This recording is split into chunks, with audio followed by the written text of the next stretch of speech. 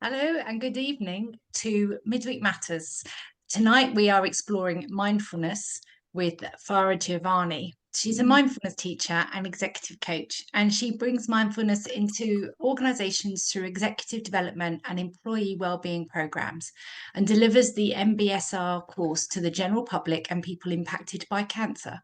She's been practicing yoga and meditation since 2006 and is passionate about introducing others to these practices that have had such a huge impact on her own life. Farah has a master's degree in teaching mindfulness from Bangor University and is featured in the Mindfulness for Coaches book by Chackelson and McMordy. It is our great pleasure to invite Farah this evening to take us into exploring the world of mindfulness. Thank you, Farah. Thank you, Miriam. And I'm still feeling moved, Emma, by your words. That means a lot to me. So, thank you, everyone, for welcoming me into this space of yours. And I'm really glad to welcome you to these practices that have really changed my life. I want you to feel welcome if this is your first ever experience of mindfulness, and welcome if you've done this kind of thing before. I welcome your excitement and I welcome your nervousness. I welcome your open-heartedness and your skepticism. I welcome your race, your skin color, your language, however you communicate, your accent, and all threads of your culture and ethnic origins. Welcome your gender, your sexuality. Welcome if you feel you've got loads of education or you feel like you haven't got quite enough. Welcome to people of every age. Welcome to all bodies and all brains here, all shapes, sizes, abilities, and expressions of neurodiversity and physical diversity. Your quirks are welcome. Your ambiguities are welcome. I welcome you at whatever level of mental wellness you're bringing, emotional wellness you're bringing, physical wellness that you are bringing right now this evening. And I welcome the parts of yourself that you are still figuring out. Welcome to this space, and thank you again for welcoming me in. This space that we have to explore together. So yeah, as Miriam said, my name is Farah. And so if you think of saying far away and then take off the way, you get there. But if you want to call me Farah or Farah or anything else, it's all good. So long as it's a polite word beginning with an F, I'm okay with it. And yeah, so I'm an executive coach and mindfulness trainer, and really all the work I do, whether it's the corporate stuff or general public work, whatever it is, whether it's in groups or working one-to-one or workshops like this, it's all about helping us to work, lead, and live with more ease. It's really what it comes down to. We make better decisions when we're at ease. We're more creative when we're at ease. We're kinder to others and to ourselves when we're at ease.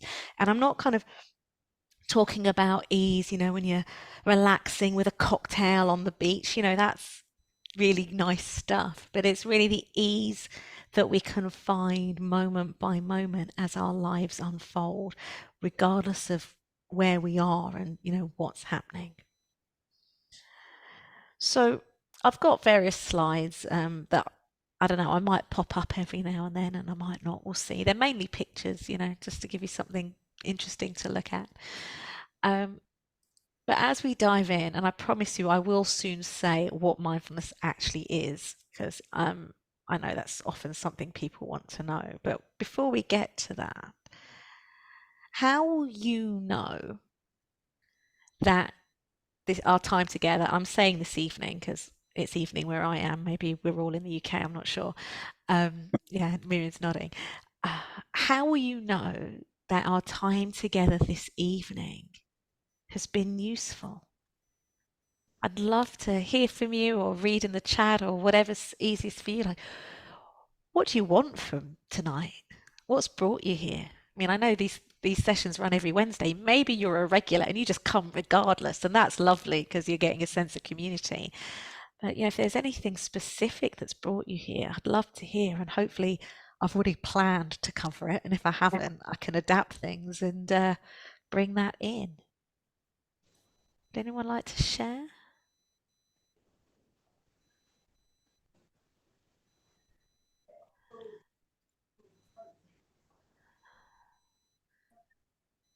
Anyone got anything? I mean, I could hazard a guess, right? Because typically, what people bring in. Thank you, Miriam. Yeah, how mindfulness is different from meditation.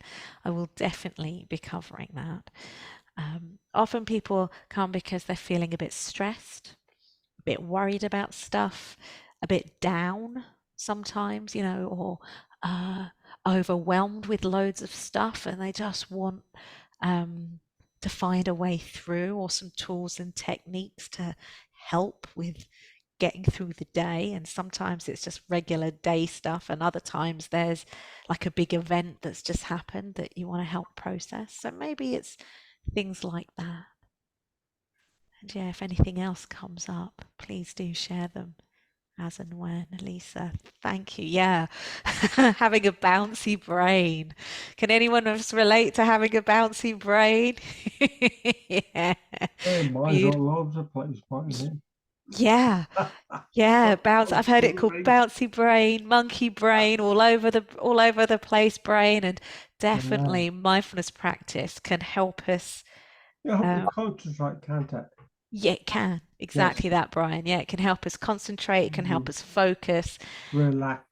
Yeah, exact. All of that good stuff. Thank you, Brian. Yeah, and thank you, Lisa. So yeah, we'll see how our bouncy brains are doing uh, over the next hour or so.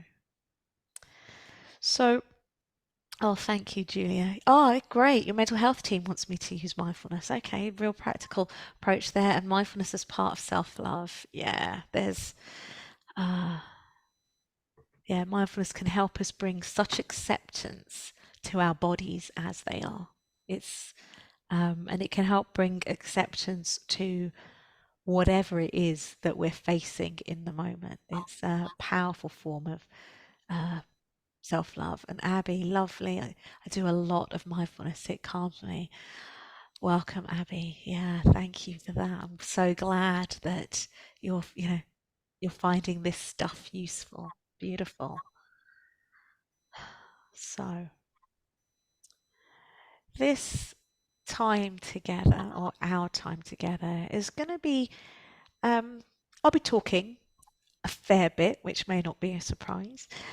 We are going to be meditating at times, which hopefully isn't a surprise. But if it is, then hopefully you are okay with that. And I will give you all the guidance you need when we get to that to support you through. Um, what else do I need to say right now? Um, yeah, it'll be highly experiential. So I'll be talking and then we'll do some short practices. And then if you'd like to share what you experienced during a practice, then that would be beneficial for everyone, actually. It's how we learn, especially about mindfulness practices. We learn by hearing what other people experience.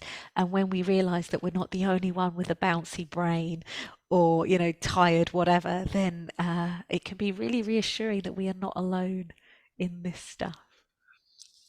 And when we are meditating, I'll be inviting us all to close our eyes most of the time. We'll do one bit with our eyes open. If you don't feel comfortable closing your eyes, then that is absolutely fine. But I do ask that you don't look at the screen with everybody else with their eyes closed, because that's a little bit creepy. If everyone else has got their eyes closed and you're looking at us, I've had that happen once before. I was like, oh No, so I always say, so if you don't want to close your eyes, that's fine. But if you just kind of want to turn to the side or look down to the floor or something, just so that we can respect each other's privacy and confidentiality whilst we're meditating, and so none of us feel creeped out. Yeah, and know that sometimes mindfulness can bring up strong emotions or memories that might be difficult to handle in the moment, right? And you're the expert on you and your body and your emotions, right? I'm not. So if at any point what I'm inviting us to do doesn't feel okay for you, then don't do it. It's all right, you know. Adapt my guidance as you want, or just stop it and let your mind wander or your brain bounce around for a little bit, and then if you want to talk to me one to one afterwards to help you process whatever arose, then we can do that. So mindfulness is all about practicing self-care.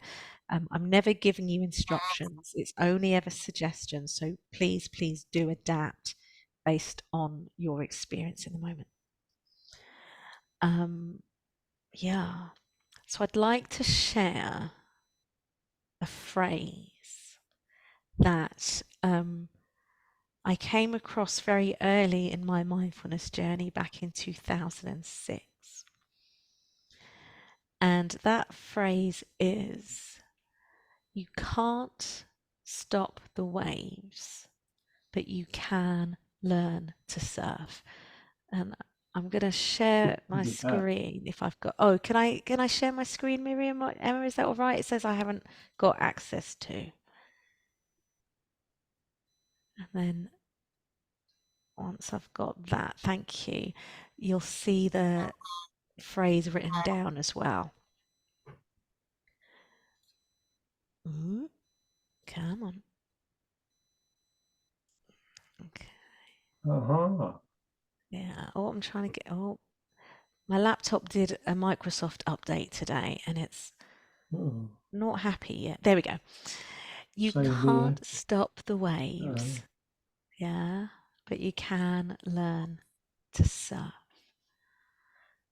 And we won't dive in right now to what that means for you. We'll let that resonate, and maybe at the end, if this is a phrase you like, it really resonates with some people and not with others, and that is absolutely fine, then maybe this is something you'd like to explore at the end. You can't stop the waves, but you can learn to surf. So in a nutshell, what we're going to do in our time together is I'm going to provide a taster of what mindfulness is all about, and hopefully spark some ideas about how you might want to bring this into your life. And we'll hear from Emma in a moment, so she can share some of her experiences, or maybe share more if she's already shared stuff over the past few months or what have you. And I really invite you to be curious and notice your reactions throughout the session, because some of what I invite us to do might feel a little bit odd or a little bit strange. And see if, if it does feel odd or strange, see if you can notice, go, oh, this feels a little bit odd, and see if we can be okay with that.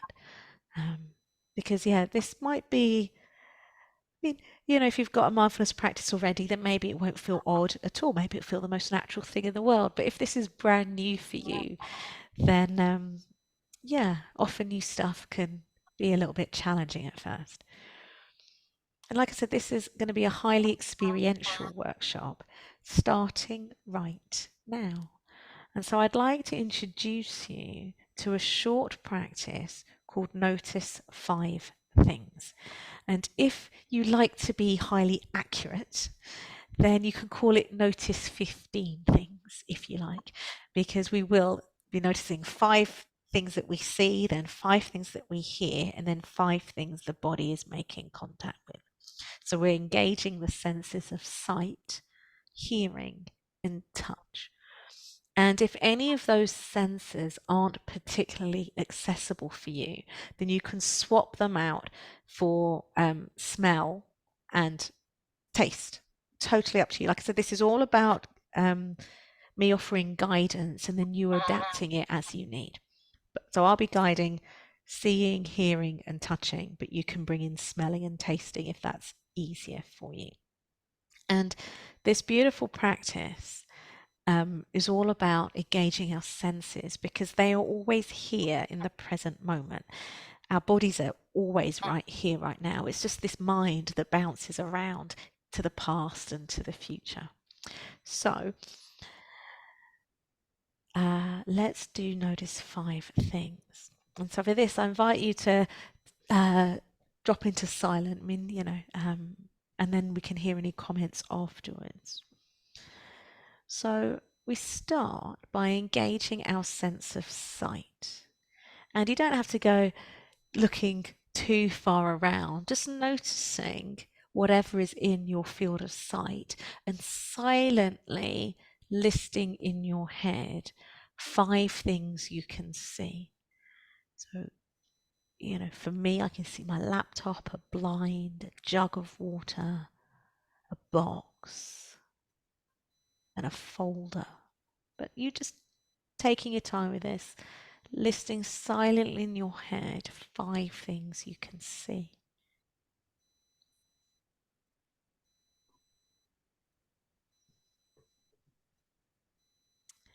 And then letting go of seeing and engaging your sense of hearing. And I find this so much easier with my eyes closed that I'm going to close my eyes now. It's totally up to you whether you close yours or not. And noticing and silently listing in your head 5 things you can hear. So my voice. Maybe you can hear the hum of your laptop or something.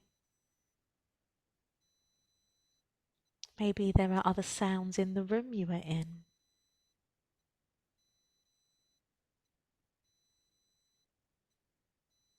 Maybe there are sounds coming from outside the room.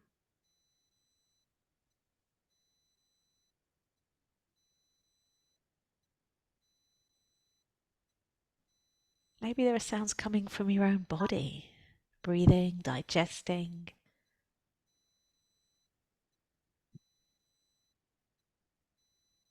Noticing 5 things you can hear.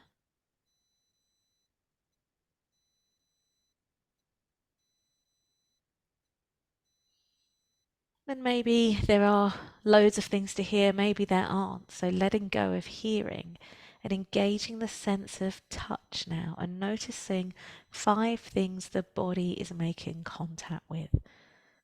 So maybe feeling where the body is being supported by whatever it is you're sitting or lying on. Feeling those contact points wherever is available to you and the body right now. So maybe back of head, back, buttocks, feet.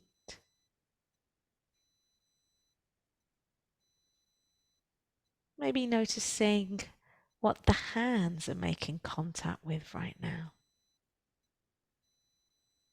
Engaging sense of touch. Maybe hands are touching each other or they're in your lap or resting on something else. Maybe you can feel contact with clothing.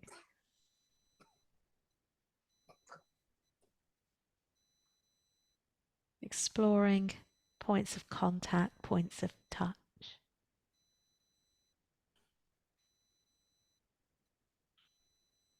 And then maybe you've noticed 5 things the body is making contact with, or maybe not. That's perfectly okay.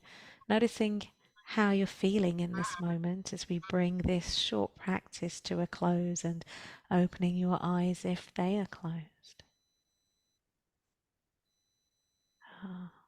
And that was our first practice. Hopefully that wasn't too bad or anything. We'll, explore your experiences in a bit. Before we do, Emma, would you be okay to share a little bit of your experiences of mindfulness?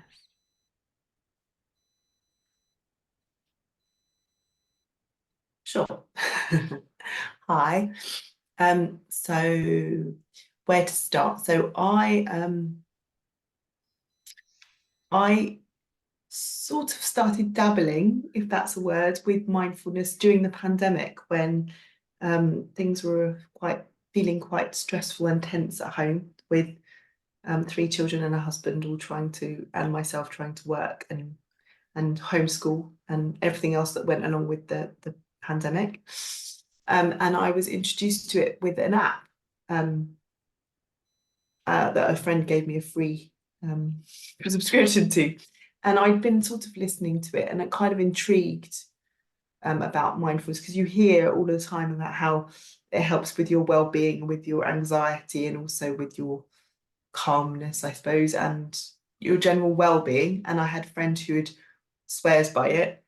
And so I followed his advice and I did that. I think my mindfulness practice then took off after I started doing, and I did that for about a year, sort of in and out of that. And one of the things that Farah said when we started was, even if you don't like doing it, do it. So any of the practices that we were given, she just said, and the analogy that I will share that I hope is useful to other people, and I know rang true for me, was this idea that when we're growing something, we put a bulb in the ground, we believe that there's going to be shoots that come and that we need to keep watering them and that it will happen. We know that things are happening underneath the earth, but we can't see them. And that's kind of how she explained mindfulness to me, was that keep doing the practices and that shoots, green shoots, although we don't like that term, do we? But green shoots for recovery. That's how I sort of came into mindfulness. And I think Farah wanted me to share how I found what was surprising and what I've learned. So the way in which, so I now have a mindfulness practice, I suppose, every day. I try and fit it in. Sometimes I'm able to do just 10 minutes and sometimes an hour, but mostly it's about half an hour. And I know I always talk to everyone about healthy habits, but I hooked it onto the time of day when all my children leave the house and my husband, and the house is quiet before I start work. That's when I do my mindfulness. But the things that it's helped me with, I think, it is the biggest thing is the ability to remember that second by second things can change. So where am I right now? And that doesn't mean that it applies to the next second. So in situations where there's conflict or conversations that are a bit difficult, I can remember that where I am. So it's helped me with my interactions with people, particularly with a son who's going through his GCSEs, and that things don't always stay the same. It has helped me to stay calm in situations that are more stressful, because like we've just done that practice now, I can say, okay, where am I right now? I'm okay. I'm standing right here and I'm not really in danger because I'm at home and I'm safe and my feet are on the ground and I'm sitting on the chair and I'm okay. But I guess the most surprising and the thing that has been the most surprising was how it's helped me with pain management.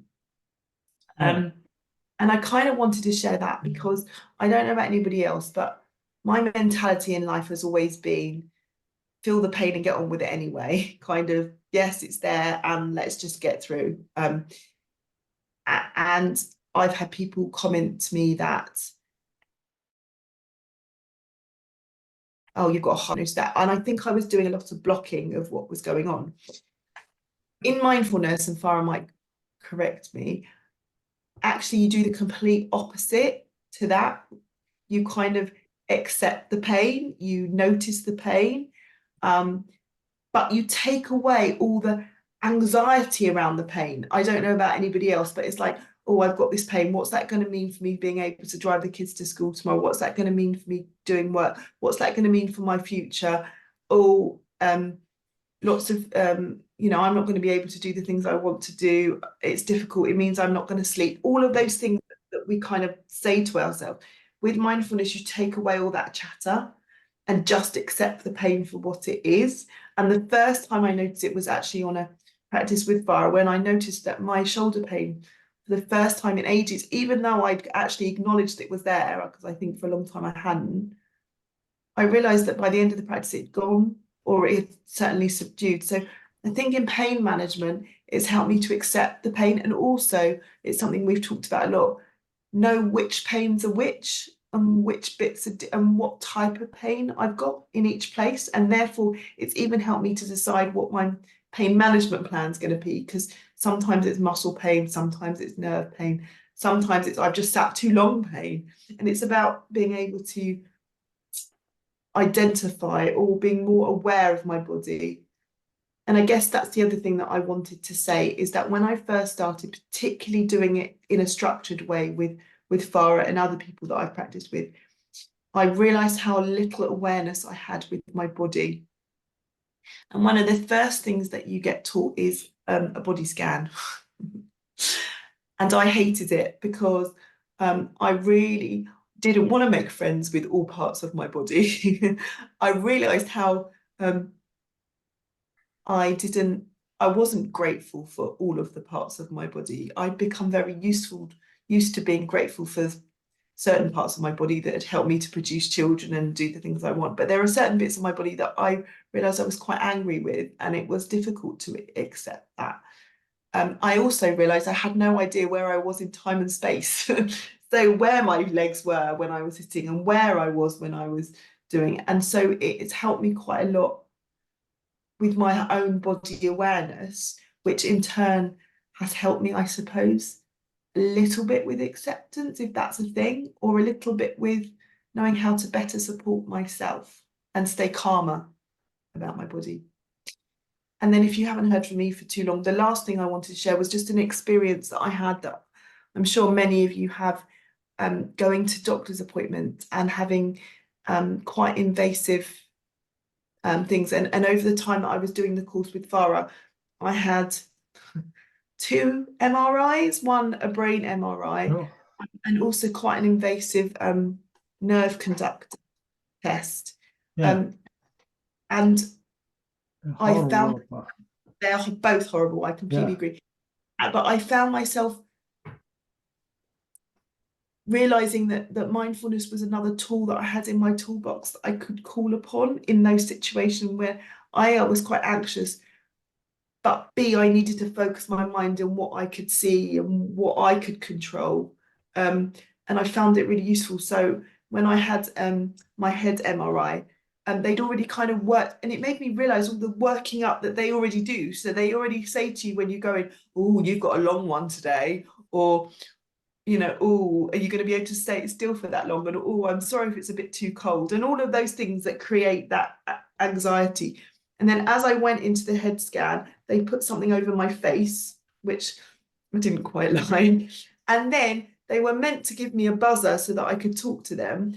And it slipped out of my hand. They didn't give it to me properly because they were doing it in such a rush. And I had no way of communicating with them that I couldn't communicate with them. But I found then going to mindfulness, okay, what can I, in this moment, doing some mindfulness practice really got me through that time. So I guess there's been lots of ways that I've applied mindfulness in the last few weeks. And then hopefully I'm a nicer colleague to work with, Mim.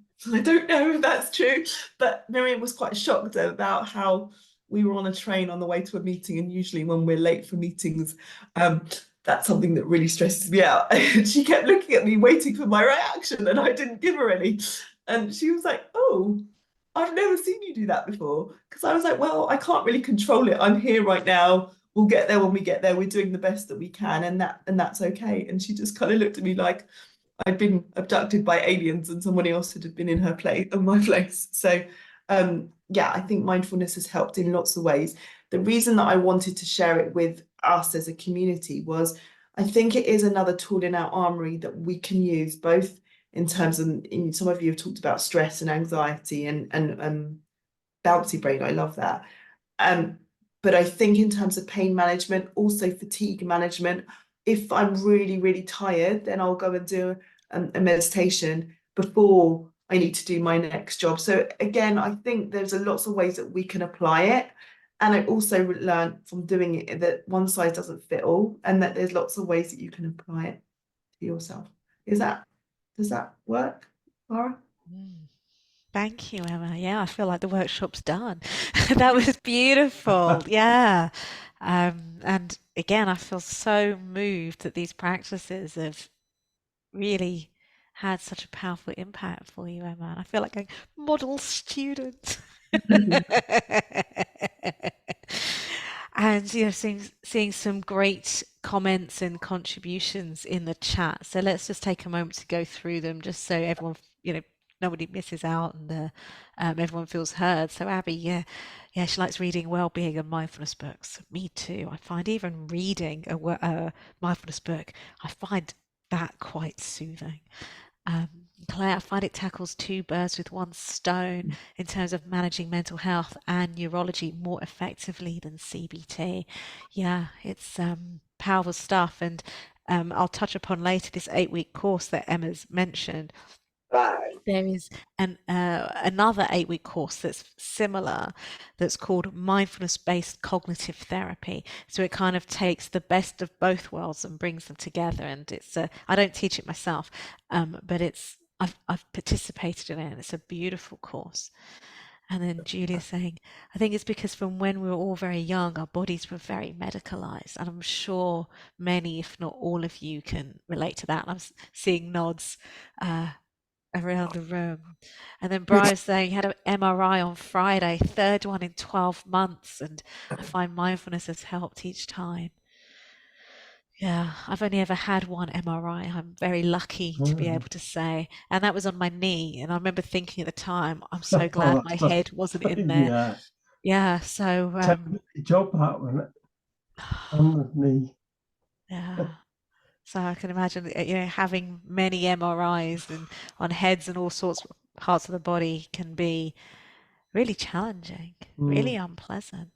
Yeah. The other thing I wanted to mention, Farah, was that one thing that I think you shared or somebody else shared with me, that mindfulness was developed by somebody who was looking at ways to help people manage pain where medication hadn't worked.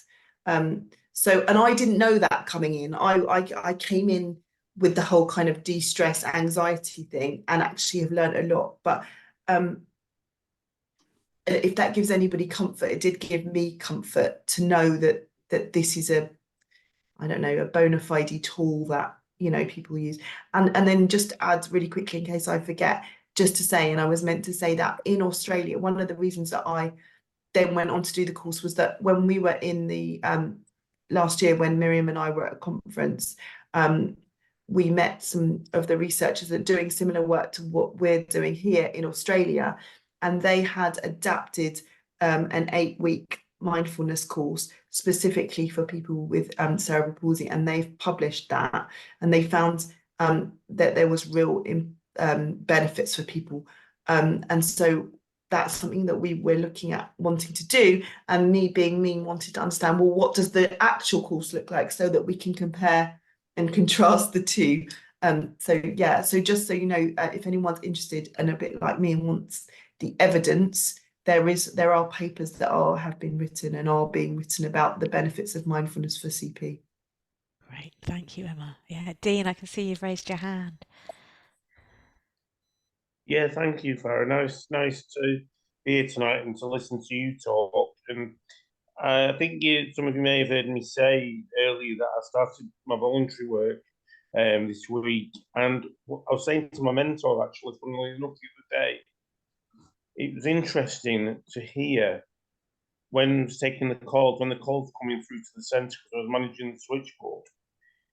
I felt an experience that I'd never experienced before, and it's hearing the voices of different people having different emotions, and some being quite confident, knowing where they want to go.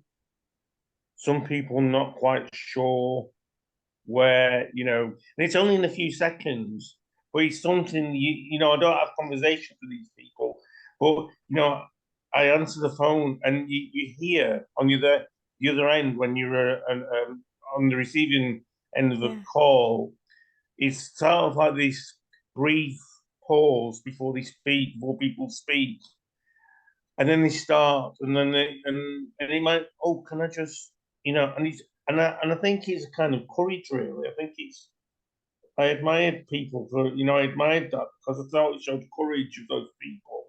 Mm. And it was I never experienced it before, never even expected to experience that, but it's just Yeah. something quite. I mean, I'm quite good at sort of recognizing sort of if people are worried, say, or the emotions in people's voices, and Mm. how I'm quite good on that. I don't know how I'm good on it, but I'm quite good on it. It And sounds like you're it was meeting just people. nice to hear that, and it's just Yeah. nice to.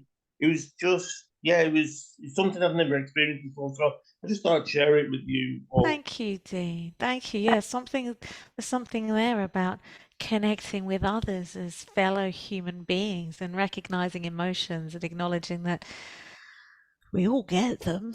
We all have emotions. There's always some kind of emotional tone. And can we meet our fellow human beings with whatever emotions they're experiencing, we're experiencing? Thank you, Dean. Right, I'll quickly go through the rest of the chat. Clay, I've noticed there's always been a lot of focus on my body medically rather than me, the person. Julia's saying same here. And I suspect, yeah, I teach mindfulness at a cancer help centre for people impacted by cancer. And I've worked with people with fibromyalgia, and they all say similar things, that once they have a diagnosis, it's more about the symptoms of the diagnosis rather than them as a person. But hopefully in time, things start to shift and change, and the more mindfulness we can bring into the interactions and the more human we can be when we're talking to doctors or whomever else, chances are the more they'll see us as fellow human beings. And then mindfulness is flexible. Absolutely. Mindfulness is entirely 100% flexible for individual needs. That's the whole point of it. And I'm so wonderful that one, you've done a 12-week course, and two, it's on the NHS. Yes.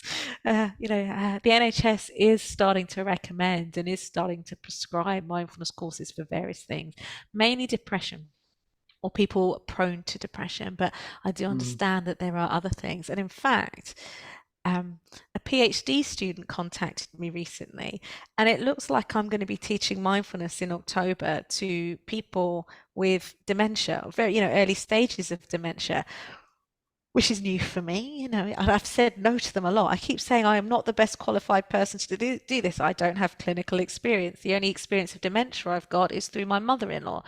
But they seem really keen. So I'm like, okay, I keep saying no, and they keep saying no, yes, please. And so we'll see if this research then leads to changing protocols around dementia. So mindfulness is so flexible. That's the beauty of it. And it's portable. You don't need any tools or equipment. The main thing to do mindfulness, and I promise you, I will give you a definition of mindfulness in a moment. The main thing around mindfulness is just remembering to do it. That is literally the only kind of equipment you need, is a memory to go, oh yeah, let's do some mindfulness practice. And I must say, well done, Emma, for doing half an hour or so every day. That made me want to sing with joy. Okay, let's keep going through the chat. Becky, I find MRIs really hard too. I often think of nice times on holiday to help and drift away there if I can.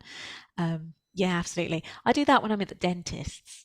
I imagine I'm sitting on a beach being wafted, with palm leaves by Brad Pitt or something, take myself to a very happy place when I'm at the dentist. Abby, I like reading as that really relaxes you. Beautiful. And MRIs are loud. Yep.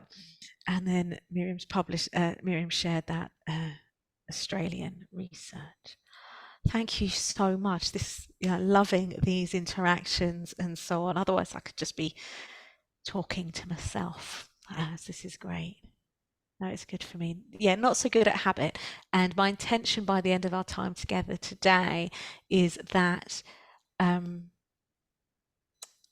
you've got some motivation to create a habit out of this. I can't create the habit for you today. I'm not that good, but hopefully I can motivate you to have that commitment to starting something. Okay, so let's talk about what mindfulness actually is and also what it isn't. Because one great thing in the past 10 years that mindfulness has become a buzzword and loads of stuff is written about it. And I don't know if this is a surprise for any of you, but not everything that gets reported on social media is true. I don't know if that's a bit of a shock. So mindfulness is not about making the mind go blank. Right? So it's not about completely getting rid of all the bouncing. That's not the purpose, because the more we try and stop our brains from bouncing around, the bouncier they get. Like if I say to you, right, everyone, there's 19 of us on this, right? Whatever you do right now, don't think of a penguin. Just don't think of a penguin. Don't do it. Right? Suddenly you've probably all got maybe you're thinking of penguins waddling around, or penguins were in the news the other day because climate change and all that, or maybe think of penguin chocolate bars. I don't know. But the more we try and force our brains to do something, the less they behave or listen to us. So it's not about making our minds go blank. Sometimes it happens and there's these moments of silence in the mind, and it's really nice. And then there's a thought, oh, look, I've cracked it. My brain's silent. Oh, and then I've started thinking again. So that's not the point of it. It's kind of a calm mind is like a nice side effect. So it's not about quite emptying the mind. It's not about making the mind go blank, and it's not actually about trying to relax. Sometimes that happens and sometimes it doesn't. It's not about checking out. It's not about zoning out or tuning out. It's all about tuning in, checking in, just like we did with the Notice 5 things, coming into right here, right now, and exploring, oh, what's here, engaging our senses. You do not have to sit cross-legged on the floor. So if that's been a bit of a worry, let that one go. You do not have to waft around in white flowy clothes. You can if you want. No one's going to object. Laundry might be a bit of a challenge, but you don't have to. You don't have to chant. You do not have to hug trees. They're very nice things to do, but they are not essential. So is there anything else mindfulness is not? Yeah, and it's not rigid, and there are very few, if any, rules. It's all about offering principles and then you adapting as you go. So I will share my screen again and talk a little bit about what mindfulness actually is. And if these slides are helpful, then we can share these with you later so you don't have to worry about remembering anything. I'm always flattered whenever anybody remembers anything I say, and especially when it comes to mindfulness, because what's important aren't the words I'm saying, it's about you setting an intention to give it a go and be present. So there's quite a lot of words on there. I'll talk us through it all. So we can think of mindfulness in various ways, and there's not one right answer. This is my definition. You won't see this published anywhere. So I like to think of mindfulness as a strategy, a process, and a set of behaviors and outcomes. Can you tell I do mainly corporate settings because this is nice language that they like in organizations. So if we look at mindfulness as a strategy, this is mindfulness in its simplest, purest form, and that is to see the world clearly as it truly is, without any biases. So it's not about positive thinking, which often it can be mistaken for. It's about seeing the good, the bad, and the ugly in the present moment. It's not about putting on rose-tinted glasses and pretending that everything is fine. It's about seeing the world as it is, moment by moment by moment. And as Emma said, things change moment by moment. So just because things are like this right now doesn't mean the next moment will be identical. We won't know until we get there. And then if you've done any reading on mindfulness, chances are you've come across this process definition. And from a process perspective, mindfulness or mindful awareness arises when we pay attention in a particular way, on purpose, to the present moment, and with kind curiosity and without harsh judgments. There's quite a lot in there. Firstly, it's on purpose, it's intentional. It doesn't happen by accident as adults. Babies, they can pay attention to something forever. If you've ever remember seeing a baby, I don't know, discover their thumb for the first time or see a bubble, they are fully with that bubble, fully with their thumb, but then their brains fill up with thoughts and stuff as they get older, and they become less present focused. So as adults, we have to set the intention to be mindful. And then we set the intention to pay attention to the present moment. Like I said, and our bodies are often used for that because our bodies are always here. It's just our minds that go to the past and to the future and can time travel. And then really importantly, and this is the bit that gets left out a lot when people talk about mindfulness, the attitudes we bring. It's all about kindness and being curious and not judging. Like, because we could be very present moment focused and be, setting the intention to be present, but we could be really tense about it and harsh and, and that's not being mindful. That's being, I don't know, something else I don't have a word for. So part of being mindful are the attitudes we bring. And often I say that rather than thinking of mindfulness, we can think of kindfulness or heartfulness, and that brings in the warmth. Mindfulness is just the English translation of ancient languages. And then also, and Emma touched on these beautifully in her own experiences. So it's not just me saying stuff, and it's not just research papers, it's real lived experience from people that the outcomes of us seeing the world clearly as it truly is and paying attention on purpose to the present moment with kindness is that we stop taking our thoughts and emotions quite so seriously. And this is what Emma was saying around, the layers of anxiety and stuff that we can add on because we are so human and it's what we do. We can add on these layers of anxiety on top of the unpleasant moment. So we can observe our thoughts and emotions as impermanent. They don't last forever. We don't have to over-identify with them, and we don't have to take them that seriously. We go, oh, look, there's that worrying thought again. Here you are. Okay. And then the more we can see thoughts and emotions as impermanent and not, the more we don't take them so seriously, the better able we are to respond with wise awareness rather than react on automatic pilot like we typically do. Like, when you're going for an MRI or anything else, or like Emma mentioned in conflict situations, or, when the train's running late or anything, whatever the situation, we can respond with more kindness, with more awareness. So there's quite a lot in there. And like I said, mindfulness is really all about what you experience rather than the words. So just, let those words all flitter away. It's absolutely fine. To touch on something that Miriam brought up, right? In this whole slide and everything I've just shared, meditation isn't mentioned anywhere. And this is really important because mindfulness and meditation are not the same thing, which again is often how social media portrays things. They use the words interchangeably, and that I often, I can be guilty of that too at times. But crucially, right, apparently there are people in the world that can just like wake up in the morning and go, okay, today I am going to see the world clearly as it truly is without any biases. I purposefully set the intention to pay attention to the present moment with kindness, and I'm not going to do any harsh judging whatsoever because I'm a superhuman. I'm going to observe my thoughts and emotions without taking them seriously, and I'm going to respond with awareness rather than automatic pilot. Apparently there are people out there that can just do that. For us mere mortals, we need to practice that, and that's where meditation comes in.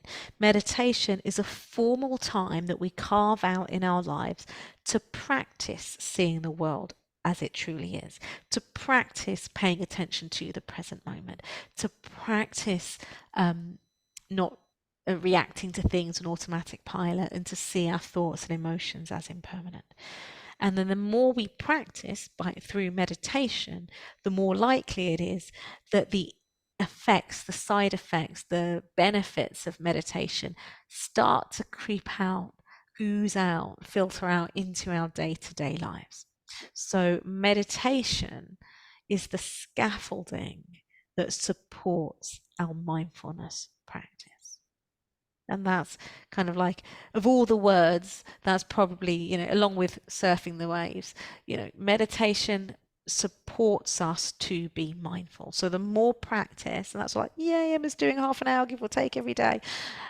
The more practice we do, the more likely we'll reap the benefits. It's one of those, the more you put in, the more you get out type things. I feel like I've talked a lot.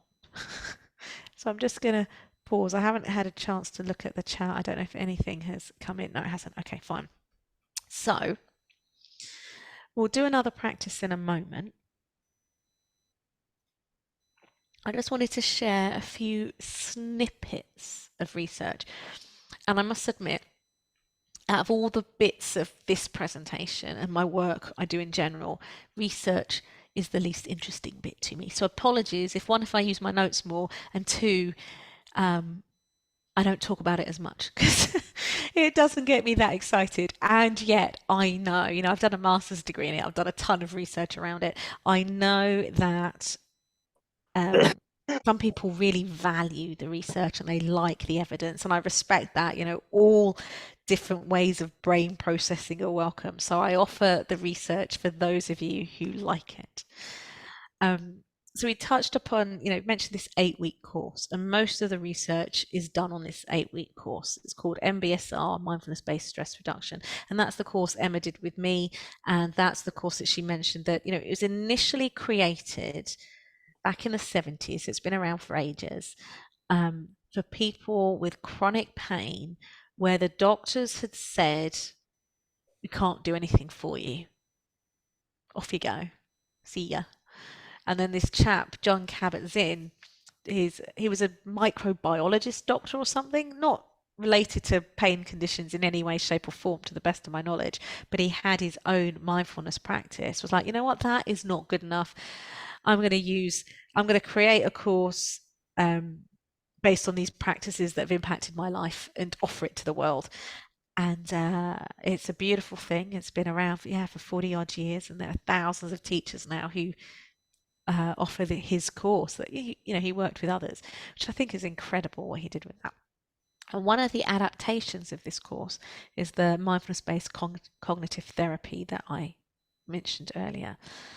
And that was designed specifically for people who have suffered from multiple episodes of clinical depression. And Emma has given me stats saying that, depression, anxiety, feeling down, feeling sad, and so on is extremely prevalent. So I just wanted to share a tiny snippet that hopefully gets you excited. There's been a lot of research on MBCT, mindfulness-based cognitive therapy, and the overall conclusion is that if you participate fully in the course, you do the 8 weeks and you're practicing at home, doing your formal meditation at home every day. Thank you, Sarah. Hopefully something was useful, and you can watch the rest of the recording later.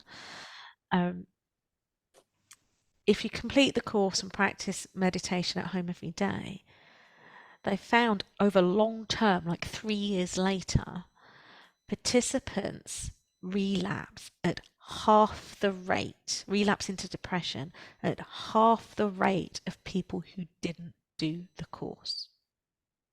So if you do your 8-week mindfulness course and stick with it over 3 years, you are like, I guess, twice as unlikely, whatever the math is, that you relapse at half the rate of those that haven't done the course. And that's really powerful. And really the key to this, and Emma touched on this earlier, is the key to this is to recognizing what's happening for you. And this one's more, about mental thoughts. and to recognize that any efforts to talk yourself out of depression or fix it in one way or another through forcing your brain to think a different way only makes the thinking and the feeling rubbish worse. And I'm seeing some nods. And I've experienced depression in the past. That was my path into mindfulness, was being in a pit of depression. And so what is required, rather than trying to fix our brains, is to shift from this attitude of fixing about, what you think is wrong with you, to a mode of allowing, of accepting. There's that powerful word that Emma mentioned, and simply being aware. And then we see that thoughts and emotions come and go like clouds in the sky, and we don't have to take them quite so personally. So if you are prone to depression, anxiety, like deep sadness, that regular feeling of being low, then mindfulness could well be a thing for you. And then in terms of anxiety, so if you think of depression as being like low energy, anxiety can be quite busy and high, and I'm seeing some nods, it's kind of completely opposite. And I've never been one to experience anxiety until I hit perimenopause about 2 years ago. And it's a whole new thing for me now. And I probably have 2 days of anxiety a month. It's not pleasant in any way, shape or form. So yay, hormones or lack of estrogen. Very grateful for this lived experience of anxiety so I can talk about it more knowledgeably. Thanks. So really with anxiety, and it's all about stuff going on in the brain, and but there's some research out there about people who did the 8-week MBSR course, all of whom had social anxiety. And after the 8 weeks, the participants reported feeling better, which is great. They then went into MRIs and had their brains scanned. And whilst they were in there, they were asked to do a breath awareness meditation as, like you have their headphones on for MRI. Rather than piping in music or anything else, they had to listen to upsetting phrases, because this was part of the experiment, such as "people always judge you" and all this kind of other really unpleasant stuff. And what the brain scans reported, I don't know if you could get away with doing this stuff now, but what they reported was that, and the brain scan showed that there was less anxiety than usual for those that had kept up the practice and were doing the meditation in the scanner. The brain activity lessened, and they didn't feel as rubbish as they would have done. So it works with mindfulness is useful for depression, for anxiety. We've heard from Emma about pain. So let's go into another practice. I'm aware of time. It's 7:30. So I really want to share at least one more practice, if not two. We'll see how time goes. And to give you an opportunity to ask questions, and share your experiences. And crucially, the so what out of all of this is, what, before we leave, if you decide that this is something you want to try, and if it's not, all good, really fine. Thanks for giving it a go tonight. But if it's something that you want to explore, then it'd be great to have each of you commit, if not to the whole group, but to at least one other person, what you're going to try and how you're going to try it. So I'm going to guide us through another practice, and this one is going to be focused on breath and sounds.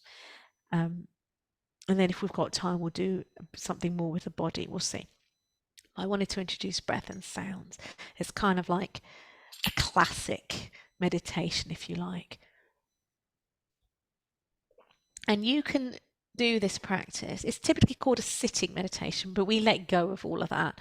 And you just, you do not have to shift your body in any way if you're in a comfy posture right now.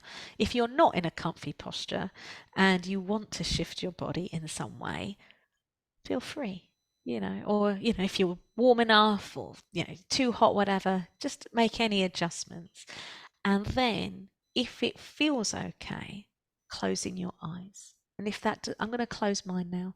And if that does not feel okay, then having a soft gaze. You don't have to have much focus visually, just resting your eyes in a way that feels safe, that feels okay, that maybe even feels a bit pleasant. Maybe you've been looking at a screen. Well, you've been looking at a screen for the past hour, but maybe you've been looking at a screen all day, and it's just nice to give your eyes a rest. And because I've got some bells here, I'm going to start and end with a chime of the bells.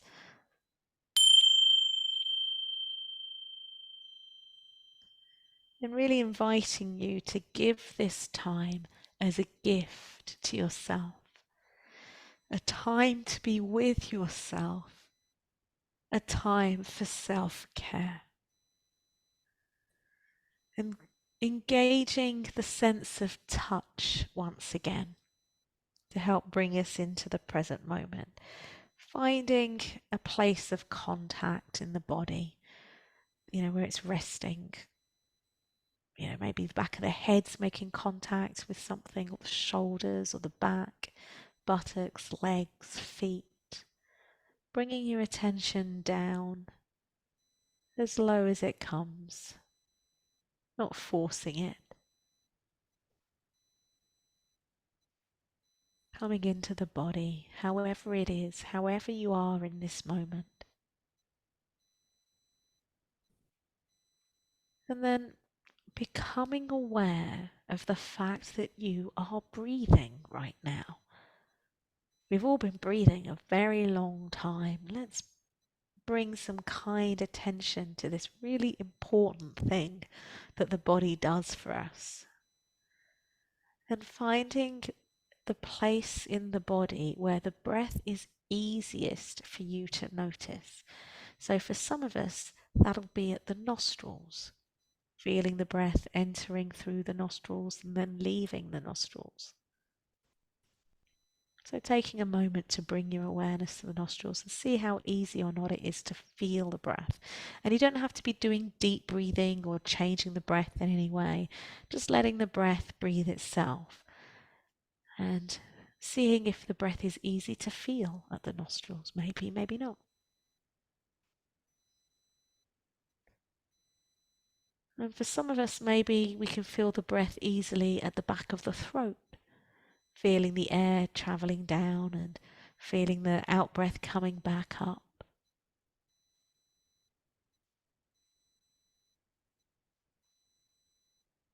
And for some of us, let's bring our attention, all of us, to the area of the chest, the heart, the lungs.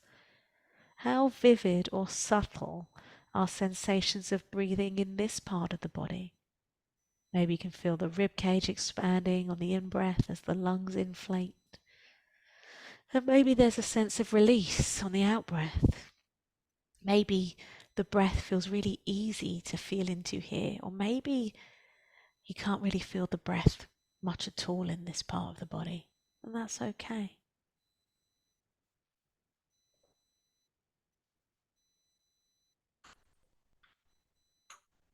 And then bringing your attention down to the belly. Any sensations of breathing here? Maybe you can feel the belly, the abdomen expanding as you breathe in. Maybe feeling the waistband of your clothes stretching. And feeling all of that release on the out breath. And remembering that you don't have to force the breath, you don't have to control the breath. Just letting the breath breathe itself. And so we've explored the nostrils, the back of the throat, the chest, the belly.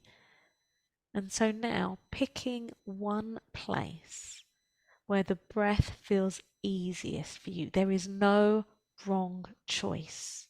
So if you're kind of being torn between a couple, then just picking one, it's okay. You can try a different one next time. So if you pick the nostrils, then setting the intention to stay at the nostrils. And if you pick the back of the throat, then setting the intention to stay at the back of the throat. Same with the chest or with the belly. And by by setting the intention to stay in one place, it helps with that bouncing brain, just keeping it in one place. And probably by now, your mind has bounced around a bit. Your mind has wandered off, and that is okay. Minds wander all the time. It's what they do. So there is never any need to give yourself a hard time. Just simply go, oh, look, my mind's wandered. Huh. Maybe it's gone to thinking or planning or worrying or regretting or daydreaming or something else. And then noticing where it's gone, and then bringing your attention back to the nostrils or the back of the throat or the chest or the belly, and beginning again. That's all we have to do. And so if your mind wanders off 100 times, then gently bringing your attention back 100 times and beginning again and again and again.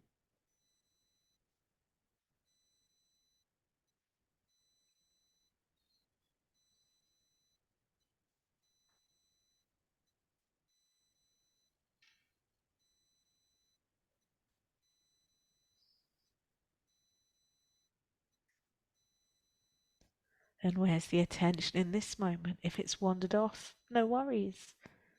Gently bringing it back to this breath, whether it's an in-breath, an out-breath, or a bit in between, and resetting your intention to keep your attention in this one place.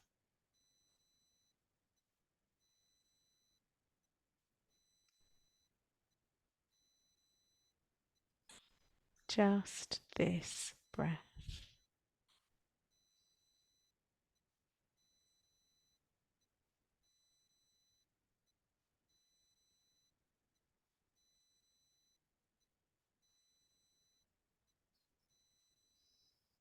And just this breath. Nothing to do, nothing to fix, nothing to change. And if you like, keeping your attention on the breath. But for some of us, the breath isn't particularly easy, especially if we've got asthma or long COVID or, something that impacts our breathing. And so if you like, letting go of breath and bringing your attention to sounds and opening to the soundscape, letting sounds arrive at your ears. And if you want, staying with breath, just don't go jumping around because that just gets us all muddled. So if you want to stay with breath, stay with breath. And if you don't, then bringing your attention up to the ears and hearing sounds from your body, sounds from the room you are in, and sounds from outside the room. Resting your attention in the soundscape.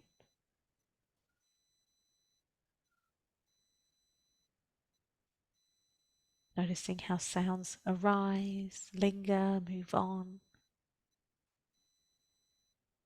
And if you're with the breath, riding the waves of breathing, feeling the breath moving in, feeling the breath moving out, noticing how easy it is to think about breathing and seeing if you can let the thinking go and feel the sensations of breathing directly in the body.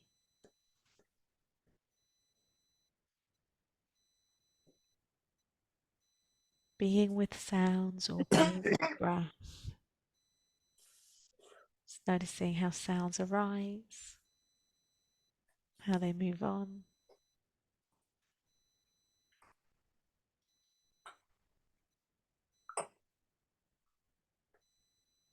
And as we bring this practice to a close, just tuning in and noticing how are you feeling in this moment.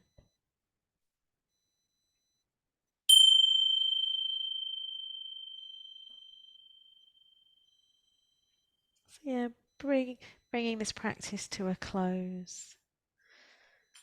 If the body wants to be moved in any way, stretched, rubbed, and hydrated even. So, anyone notice their minds wander a bit? Seeing some nods. Yeah. Anyone give themselves a hard time for their minds wandering a bit? Yeah. Seeing some nods and raised hands there, yeah. Oh, I'm seeing some shakes as well. Wonderful if you're not Yeah. giving yourself a hard time. Fantastic. What was that, Bill? Was that no? Was it Bill? Maybe it wasn't. Someone else. Yeah, a lovely Dean. Yeah, that was nice. I'm so pleased. Sometimes meditation can feel really nice.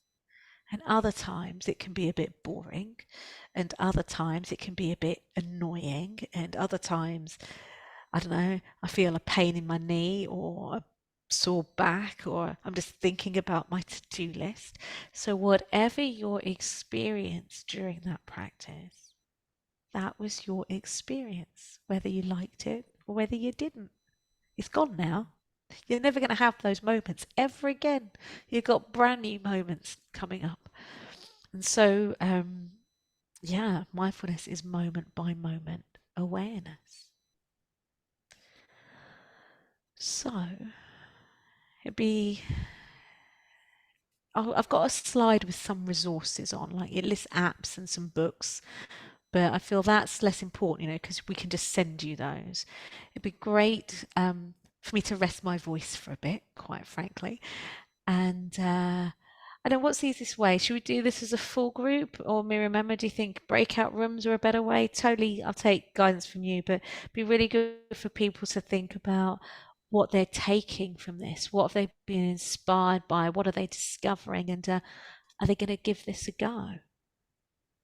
We can do it as a full group. I think Yeah. people learn from listening to each other. Great.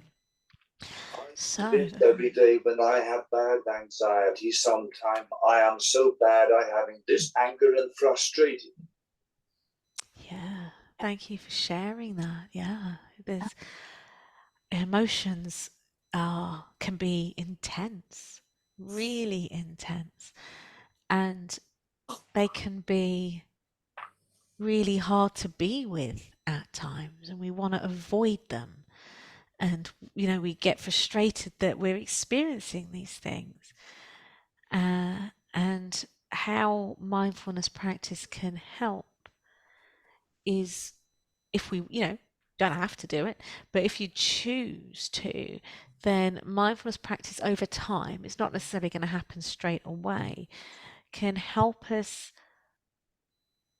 see how emotions arise and linger and move on, just like thoughts and just like sounds. Yeah. Great. Feeling refreshed.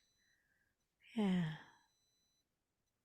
Yeah. Feel refreshed. I've seen that Dean's written in the chat. Yeah, sometimes people feel relaxed. Sometimes you can feel refreshed and energized. And again, each time is different. Any other reflections, inspirations, insights, questions? I feel so good now. Is that sleepy? Uh, Yeah. Well, hopefully you can have a mug of hot cocoa and head to bed soon. And also, especially, when we meditate in the evenings, if we're inviting our bodies to rest, the body goes, okay, it's sleep time. Nice. And yeah, often if we feel sleepy during a practice, it probably just means we need to sleep. And then Brian's saying he doesn't feel so tired. So yeah, every experience is different, and all experiences are welcome. Farah, how do you having done it with a few people and they fall asleep and then they're angry at themselves for falling asleep during that practice, what would you respond to that?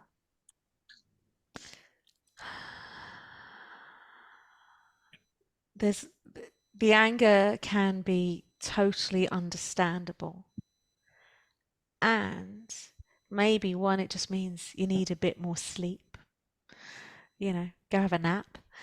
And just like, when our mind wanders away from the breath, and the invitation is to bring it back with kindness and not giving ourselves a hard time, it's the same thing. Okay, I fell asleep. Okay, I'm awake in this moment. What do I choose to do in this moment? How do I choose to be? And it's not easy, right? Especially things like anger and frustration. There's a lot of heat and a lot of intensity in these emotions. So I'm not saying, oh yeah, mindfulness is this magic wand and everything's, suddenly fine. But mindfulness can, and Emma, I think you touched on this, mindfulness can help us be kinder to ourselves, to not give ourselves such a hard time. Okay, we fell asleep. It's all right. I've had people snore in my classes before. It's all good. It's all good. What's come up in the chat? Lisa, relax until the chimes gave me a palsy chime. Oh, I'm sorry about that. But yeah, often the chimes are, when we're the chimes are mainly so that if you have fallen asleep, it's like an alarm bell. That is literally what they are for, is so that you know it's the end. I've always found these results come from activities like archery. Yeah, currently static mindfulness doesn't seem to work for me, and that is okay, Chris. Absolutely. This isn't, one size fits all. Like movement and then the focus needed in archery. Yeah, absolutely. Can be very present moment. Yeah.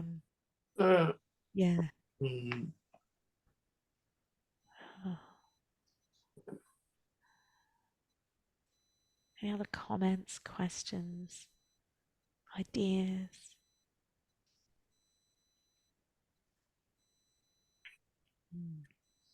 I can share that I didn't understand for a long time how the practices related to making things okay in the everyday world, if that makes sense. Until Your sound's going a bit funny. Is that just me, or is Emma's sound a bit funny to everyone? Maybe just mute and unmute. It might do something magical. Is that better? Maybe. So I was just going to share that I was Mine's a bit leggy as well.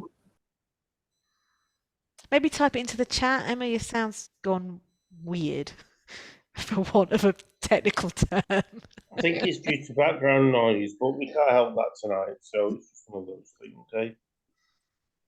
Thank you, Dean. Yeah, could well be background noise. Yeah. It's repeating. Yeah, it is, Tom. Yeah, there's some kind of weird echo crackly thing going on for you, Emma. Sorry, it's my internet connection's unstable. Probably a Windows update. Yeah, there's been a lot of those today. That's probably exactly what's happening as you're downloading the Windows update. And we'll all be rebooting our laptops tonight and logging on late for work tomorrow because it will take forever. Oh, through me as well, is it? Ah, okay. Well, in that case, then, I've read all of, oh yeah, Fern Cotton's got some great books. Thank you, Abby. What I'll do is I've got this slide with resources on, which I'll share with you later. But Miriam, if my sound's going a bit odd as well, how about I hand back to you? Sounds fine to me, Farah. Your sound is fine to me. Okay. All right. Okay, then in that case, I will quickly share the resources slide just so you know it exists. I don't have Fern Cotton's book on there, but we can add them on. It's all good. I mean, there are so many now that, which is great. So in terms of apps, I admit I'm not an app user for mindfulness stuff. I I started meditating using a tape. So it's been a while. But there's Headspace, there's Calm, there's 10% Happier. They're all fine from what I've heard from other people. People who get anxious about which one to pick. They're all good enough. It's absolutely fine. There's a lovely app called Insight Timer, where if you don't actually want to listen to somebody guiding you through, you just want a bell to chime, then Insight Timer is the app for you. In terms of books, I mean, there are a gazillion books out there now. My first ever mindfulness book, I do have it here.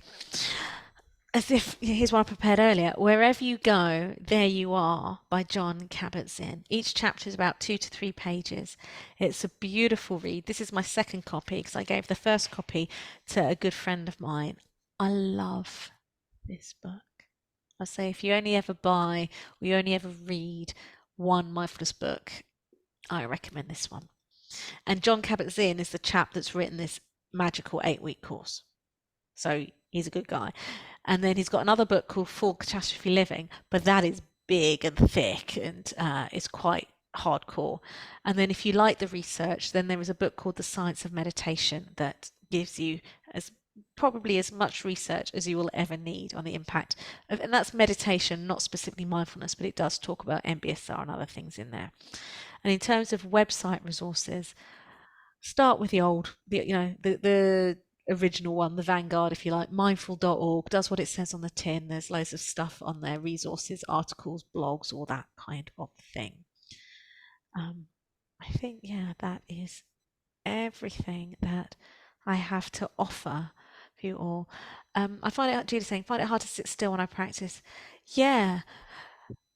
Emma, have you had experiences that you can share with this, like in terms of feeling jumpy and and so on? Because I've got comments, but Yes, but there are movement, which is something I also learned. There is meditation that you can do with movement. So I guess my response would be two things. If it's about wanting to move, there are some really gentle, and I was really frightened of the movement ones, but actually they were really simple. So there's that, but I also think that there might be, for me, I don't know about you, Julia, is the acceptance that I'm going to be jumpy and that we don't need ourselves to be sitting still, and that jumpy is just part of who you are. And then that's okay. I don't know if that's, but yeah, it's kind of that acceptance that we've got this thing. It's another, I guess, internet thing that meditation needs to be still and quiet and serene. And it doesn't have to be, in my experience. exactly that. Yeah. You can just say something like, oh, look, just like bouncing brain is here. You can say, oh, jumpy body is here right now. Okay, this is my experience in this moment. I might not like it, might not want it, but here it is.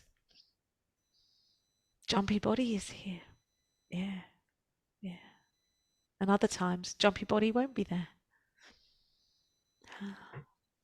And then Janine's got, how do you take part in the 8-week course? Is it on Zoom? Yes, the majority of courses now are on Zoom. They used to be in person, but, pandemic and all that. And now, they've kind of mainly stayed on Zoom. The course that Emma did was through a company called the Mindfulness Project. I'm sure Emma won't mind sharing that link. I'm one of the teachers. There's about 15 or so teachers, so there are courses being run all the time. And Emma, do you want to say anything about what you're hoping at this stage? Well, yeah, I mean, if we got funding, we'd like to be running some like as a regular program, like the 8-week adapted course on a rotation basis. Janine, if you wanted to do something before the time that we got that up and running, there are lots of people that are running the course, and I think the place that I did was really good, and I chose it because it was online and it was also at a time that I was available. I think it's about looking for ones that are accredited, that are the actual course. I think the thing with mindfulness is that lots of people are saying that they're mindful, a bit like when things aren't regulated. It's just about knowing what you're looking for when you're looking at the courses. But as I did, and Farah will explain, there are courses that are actually the traditional 8-week course, and that's what I would suggest that you go for, because it's all bona fide. Exactly that. All the research has been done on those, and so the MBSR and the MBCT are the top two, and the Mindfulness Project, they're like the two main courses that we teach through there. There are some others, and all the courses the Mindfulness Project teach will be great. Some people get caught up, oh, should I do this course? Should I do a compassion course? Should I do a whatever course? If it's your first course, honestly, pick one based on when it is and if it works, like your calendar, and whether you want a morning, an afternoon, or an evening one. And don't stress too much about the specifics of the course. Make sure it's an accredited one, to Emma's point, but pick one that works time wise. That's based on whatever you've got going on in your life. And then if and when you want to take it further, that's when you can then start to pick and choose a bit.